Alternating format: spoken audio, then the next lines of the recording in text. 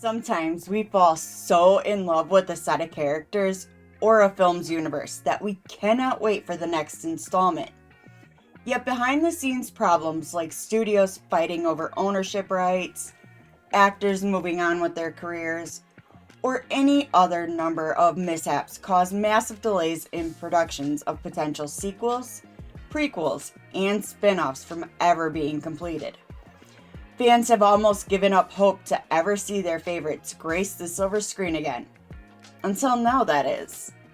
Before we begin, please like, share, and subscribe to our channel. Every new sub helps us achieve our goal and keeps us motivated to create new content. With that being said, I'm your host, Jamie, and here are 10 sequels that fans have been waiting for. Number 1. Live, Die, Repeat, and Repeat. Although the first film was originally entitled Edge of Tomorrow, Warner Brothers decided to soft change the title to Live, Die, Repeat during its home release. Live, Die, Repeat was originally the tagline, of which caught on and intrigued audiences more than the original name. Live, Die, Repeat is a brilliant action sci-fi version of Groundhog Day. A follow-up is tentatively titled Live, Die, Repeat, and Repeat. As exciting as it all sounds, a follow-up to any Groundhog Day type film might be difficult because, ironically, it could become too repetitive. My advice would be to look at Happy Death Day to You. The original is a slasher version of Groundhog Day, and its follow-up is pretty creative in how it shook things up. Regardless, Live, Die, Repeat grew a cult following, and fans have been clamoring for a sequel. Luckily, Tom Cruise, who's hot off Top Gun and Mission Impossible sequels, has expressed interest in doing a follow-up, as well as Emily Blunt. The only thing that makes me anxious is the sequel was officially announced in 2016, and nothing much more has come from that. Number 2, Rush Hour 4. Rush Hour 4 has been in talks since Rush Hour 3. The strange thing about it is, everyone, including Jackie Chan and Chris Tucker, have always been on board for another Rush Hour. It just seems everyone involved has always been just busy enough where it hasn't happened yet. Fans nor critics were too hot on Rush Hour 3, and it was the lowest grossing domestically, as well as most expensive. I'm sure that's why the studio at least delayed 4. A lot of ideas for, including new surrounding casts played by popular actors, seem to be thrown around over the last 15 plus years. Now is probably the best time to release a 4th one because fans still love the series, and nostalgia is riper than ever. Thanks to streaming, New Line might even be willing to forego a theatrical release and put it straight on Max. Number 3, Cliffhanger 2. Cliffhanger is a cult classic starring the Italian stallion action hero Sylvester Stallone. The film is packed with brutal action and one-liners that only Stallone could convincingly deliver. While the movie on a whole is a pretty decent action flick, it's the opening that really knocked it out of its park. A sequel to Cliffhanger could be fun provided Stallone still has it in him. However, recent news indicates that the powerhouse actor and director has actually left the project, and the film is being treated more like a reboot rather than a direct sequel. Now the real question is, will it be a gleefully campy 90s throwback like Beverly Hills Cop 4, or something more mature like Rebel Ridge? With Pierce Brosnan and Lily James joining the cast, it seems like it might end up being the latter. Then again, have Kwame Sarah at the helm, this could bring us some unexpected hilarity. Set to release sometime in the second half of 2025, keep an eye out for a trailer for this one around spring. Number 4, Happy Gilmore 2.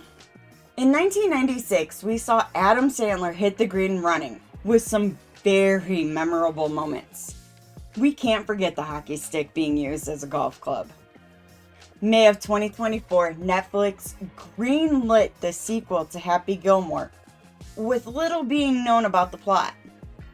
We know that Christopher McDonald, Julie Bowen, and Ben Stiller, as well as Sandler, all reprised their roles, with honorable cameos of Travis Kelce and the GOAT, Eminem. So it leaves fans questioning what this one's going to be about. There is one thing we do know, which is that Happy and Virginia are together. Bowen has already confirmed this in an interview. Principal photography began on Sandler's 58th birthday this year, back in September, and most of the storyline is taking place around New Jersey, and filming just wrapped up on December 10th. As of right now, there's no definitive release date, but it's expected to be released straight to Netflix in March or April of 2025. So make sure to keep an eye out for this highly anticipated sequel. Number 5, Karate Kid Legends. I remember watching all the original Karate Kid movies as a kid, and thought they were some of the best films ever. Ralph Macchio is finally going to reprise his role in Karate Kid Legends, which is awesome to see where he is in this universe now. We also have Jackie Chan coming back as Mr. Han from the 2010 remake, so we'll have to see where this story is gonna take us. The film is also set in the same universe as Cobra Kai and takes place after this current season, but isn't directly tied to it.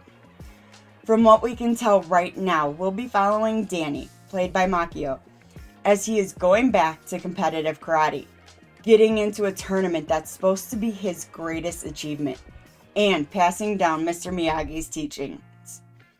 I really can't wait for this sequel to finally come out. Originally, it was supposed to be released earlier this year, and then even this month, but due to Cobra Kai's recent season and the writer's strike, it has been pushed back to May 30th of 2025.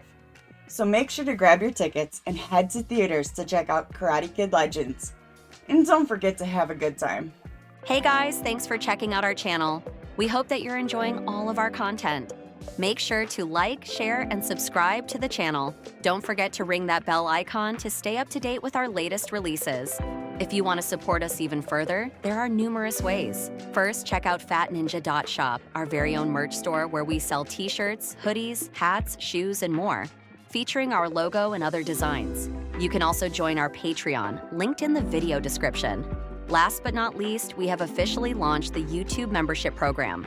At only $4.99 a month, you'll get access to our monthly newsletter featuring reviews, previews, and exclusive behind-the-scenes information about our upcoming projects and videos. You also get a nifty little badge and special emojis that you can use during our upcoming live stream chats. And if you're a member of our Discord channel, you'll get access to a special role which gives you even better access to the Fat Ninja staff and the chance to enter a monthly prize drawing as well as a shout out at the end of our videos. The prize drawings will only begin once we have reached our goal of 50 members. Finally, you'll also be gifted a special coupon code good for 20% off any item from our store. We appreciate each and every one of you and are incredibly thankful for your support. Each new subscriber and member helps us achieve our goals and keeps us motivated to create new content each week. Thanks again. Take care. Number 6, 28 Years Later. 28 Days Later was independently produced in 2002 and became a runaway hit. The film made stars of its cast, which includes actor Cillian Murphy, who recently won an Oscar for Best Actor for Oppenheimer. Director Danny Boyle, who would also win an Oscar for 2008's Slumdog Millionaire, helmed 28 Days Later. The film redefined the zombie genre for the new millennium, as the zombies were fast and ruthless. They were also not supernatural, but infected by a disease that was rage itself, first manifesting in monkeys who were forced to watch video after video of humanity's most violent acts and given some kind of enhancing serum. The film is a commentary on the amount of violence humanity is subjected to on a daily basis and how that affects us mentally, In 2007, a follow-up called 28 Weeks Later was released, and is a worthy sequel. Its ending implied the zombie plague was far from over. Fans speculated 28 months later was soon to follow. But the years passed, and a third became less and less likely. Now that we aren't too far off from 28 years since the original, 22 to be exact, 28 years later just fits. Danny Boyle has returned to the director's seat with Cillian Murphy also reprising his role. Although I think that his return would be a little too fan servicey, I'm always curious at what previous characters have been doing. I'm quite excited to see this film. The film is scheduled to release on June 20th, 2025, with a teaser trailer just recently having been released online. Number 7, Constantine 2. I really enjoyed the original Constantine, even though it was essentially a flop, but support for a sequel seems to grow every year. I, like the rest of civilization, love Keanu Reeves, and he's arguably at the height of his career, thanks mainly to the immense popularity of the John Wick flicks, which are defining action masterpieces themselves. The bar has been risen quite high with comic book films since 2005, as well as their popularity. Though with claims of superhero fatigue in recent years, comic book films are still likely to be hits. There is no doubt the studios will be willing to give a nice, healthy budget toward a Constantine follow-up with given all the factors. Constantine 2 could bring back the trend of the superhero sequel being superior to the original. If it's true that Francis Lawrence, who has refined his skills as a director and become much more experienced since the original, is returning to direct, Constantine 2 might be a welcome surprise. Also, thanks to mature comic book series like MCU's Netflix The Punisher series, and more recently with the politically topical satire The Boys, studios are more willing to push the envelope in gore and violence. The smashing success of the Deadpool series has opened up new doors for R-rated comic book films as well. Here's hoping that Warner Brothers, and ultimately DC under James Gunn, thrives rather than fizzles out completely. Number 8, Tron Ares. Tron and Tron Legacy had 28 years between them, and both were underwhelming films carried by groundbreaking effects, and in Legacy's case, a hell of a score as well. Both films have cult followings, and the fans seem to really love them. The culture created around the films is much more interesting than the films themselves. But maybe I'm being a little harsh. After all, I don't hate them. They were just okay in my opinion. The third film has been in talks since 2010, when Tron Legacy was initially released. If you haven't noticed by now, most of these hotly anticipated sequels have been in talks for a while, and any momentum forward is exciting. Tron Ares has wrapped up filming though earlier this year, and is set with an October 2025 release date. Number 9, Spinal Tap 2. This is Spinal Tap is an exemplary mockumentary film that also happened to launch the subgenre. In case you're unfamiliar with that term, a mockumentary is a parody of a documentary filmmaking. This is Spinal Tap is a testament to improve as a skill set, as it almost is entirely ad-libbed. Filmmaker and actor Christopher Guest, along with his standard comedy trope, including Harry Shearer and Michael McKean, fully commit to playing zany rock stars in this hilarious Rob Reiner comedy. The whole cast is set to return 40 years later, along with Rob Reiner in the director's chair. The film has the perfect opportunity to satirize and lampoon the last 40 years of rock star buffoonery and antics. There's already a list of famous musicians set to cameo as themselves as well, including Questlove and Trisha Yearwood.